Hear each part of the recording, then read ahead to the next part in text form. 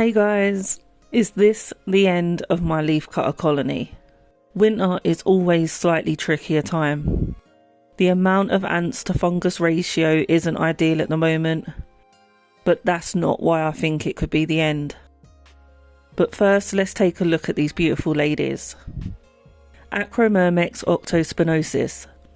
I've taken a few out, including a queen, just so that we can appreciate the size differences. Workers can range from like 3mm to majors reaching 15mm, and the queen is significantly chunkier. Feeding, probably the best and worst part about keeping leafcutters. Watching them cut, collect and process food into fungus is insanely cool. In the summer, collecting leaves is easy. In the winter, not so much. During the summer, mine feast on dandelion, rose bushes, privet and brambles. In the winter, even if I find them these, they don't seem interested at all. I think it's as soon as the weather gets cold enough, the plants produce their own chemical like antifreeze to survive the winter themselves, and the leafcutters are not a fan. So frozen peas to the rescue. Alongside organic broccoli, dried rose petals, and I occasionally give mine almonds. But they can get messy if you give them too many. But as long as they're taking something green and have access to something dry, they seem to figure it out, as I've not hydrated these in a couple of years now.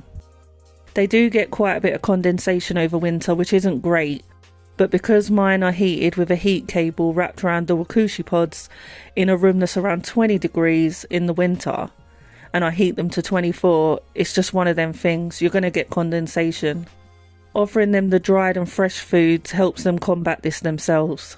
Before the batteries died in the sensors, they were always at 99% humidity, and I'm assuming they're around the same now. So why do I think it's the end of my leafcutters? Queens. Hundreds and hundreds of queens. I'm removing 50 to 100 queens a week. If it was just a few in there, I'd just leave them be.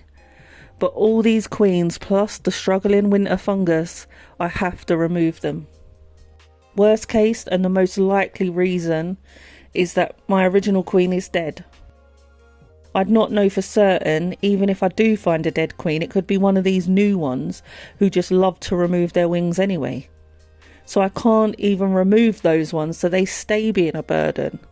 But if the queen is dead, the workers would know there isn't a queen to produce any more workers, and they would switch to turning the remaining larvae into queens as their last attempt to spread their genes. Now, I've been researching this a bit, and the only glimmer of hope that I can see is that I can see brood, and I'm still able to spot the odd fresh worker.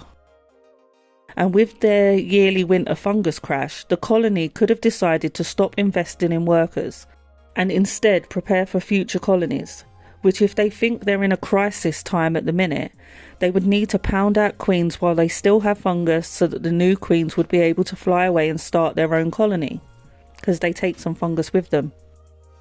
I personally think the queen is dead or aged out of laying, but while there is a slim chance of recovery, I'm going to hope for the best. I've not noticed any behavioural change with the workers themselves, which you can sometimes spot differences in a colony when the queen passes. But anyway, I'm just thinking out loud now. I don't think we'll know for certain either way till around 6 to 12 months. Even without a queen, the workers will grow the fungus big again over the summer. But if no workers are being made, the current workers will die out within a year. This is a bit of a sad, morbid video, so let me try and end it a bit more positively. I've enjoyed this colony so much. I still am. From driving a 12-hour round trip to collect them from Ant Antics years ago, I struggled with the fungus keeping so much at the start. But I had such great support from Ant Antics and 2 fellow Leafcut owners, PJ Ants and Antimatters, and between us we got them thriving. Then years later, with the big move from England to Wales in the winter and the fungus taking a massive hit, they bounced back again. So will this make it 3 times a charm? Whatever happens to the colony, they'll be loved and cared for till the very last worker is no more. And I'll always need leafcutters in my life, and we'll have to get another colony of these ladies. I've learnt so much from this colony, spent a crazy amount of time watching them over the years, and feel really lucky to own leafcutters, as it is such a dream species for a lot of us. That's all for this video. I've rambled quite a bit, so thanks for watching and listening. Take care, stay safe, bye.